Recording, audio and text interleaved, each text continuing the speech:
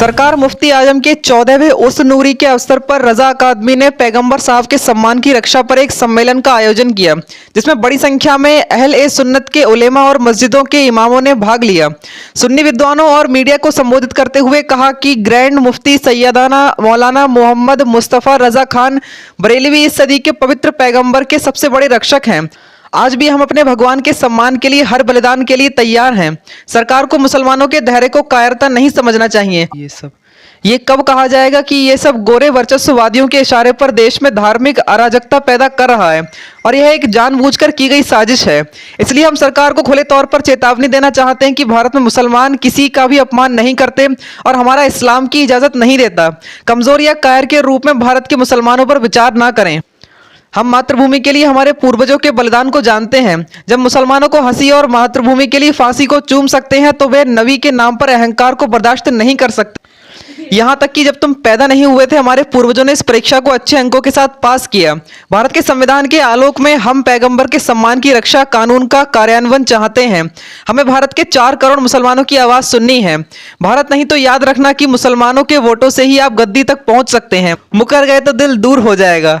इस मौके पर पैगंबर के सम्मान के संरक्षक अलहज मोहम्मद सईद नूरी साहिब ने कहा कि हम संविधान के आलोक में सरकार से इस मुद्दे का स्थायी समाधान चाहते हैं और यह संभव हो तो कानून का रूप ले लेता है। मुसलमानों को समझाने में सक्षम होंगे।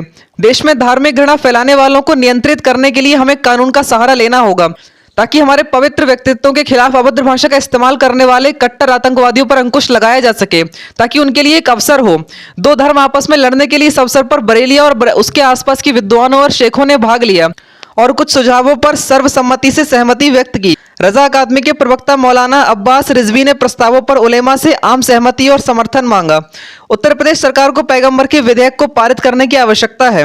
उत्तर प्रदेश सरकार को मुसलमानों के जान माल की सुरक्षा सुनिश्चित करनी चाहिए। मॉब लिंचिंग जैसी घटनाओं को नियंत्रित करने के लिए ठोस कदम उठाना बहुत जरूरी है। अंत में अल्लामा तौसीफ रजा खान ने सभी मठों के सज्जादों और सभी मदरसों के शिक्षकों को पवित्र पैगंबर की सुरक्षा की महान प्लेट पर एकजुट होने का आह्वान किया। यह पवित्र पैगंबर के लिए एकजुट होने का समय है। इस्लाम के मुफ्ती मोहम्मद अकील साहिब मोहम्मद अफाक रिजवी बरकती दारुल उलूम मजहर इस्लाम शहर बरेली शरीफ मौलाना मोइनुद्दीन बरकती खान जामिया रिजवी मंजर इस्लाम के अलावा बड़ी संख्या में विद्वानों ने भाग लिया। हाजी अकर खान ने अतिथियों का धन्यवाद किया। फरमाई है जिसको अब्बास नूरी साहब ने कलमबंद किया है, जो आपको दिया जाएगा।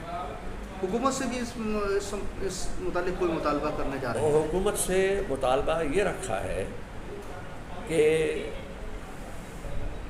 तहफ़्फ़ुज़ नामूस रसालत के लिए कोई कानून बनाया जाए, और ये एक कानून पहले से बना हुआ है कि कोई भी किसी के धर्म के रहनुमा और कायद की कोई तौहीन नहीं करेगा, और करेगा तो उसको सज़ा दी जाएगी। मगर वो कानून जो बना हुआ है उसमें सज़ाएं बहुत हल्की हैं। तो रज़ा एकेडमी की तरफ से, खानकाह रज़विया की तरफ से, तमाम मुसलमानान हिंदुस्तान की तरफ से ये हुकूमत हिंद से मुतालबा किया जा रहा है कि आप इस कानून को सख्त बनाएं कि सिर्फ मुसलमानों ही के